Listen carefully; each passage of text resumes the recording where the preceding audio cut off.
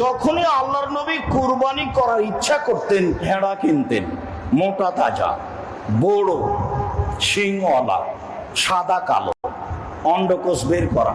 যারা বলছে অন্ডকোষ বের করা যাবে না বা করলে খুব, তাদেরকে কথা ফিরিয়ে নিতে হবে।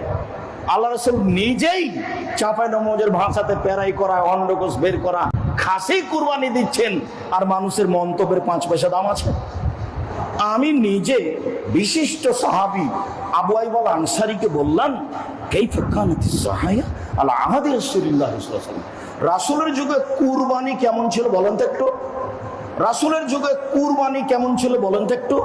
তিনি বলছেন, কানার রাজুলু ইজাহি ফি আহাদি রাসূলিল্লাহ সাল্লাল্লাহু আলাইহি ওয়াসাল্লাম বিশাত আনহু আলা বাইতিহি। রাসূলের যুগে একজন সাহাবী তার পক্ষ থেকে এবং তার পরিবারের পক্ষ থেকে একটি ছাগল কুরবানি করতেন। এখনো নয় তো না, তারা নিজেরা খেতেন, খাওয়াতেন, নিজেরা খেতেন, খাওয়াতেন। একটি প্রাণী, একটি ছাগল কুরবানি করতেন।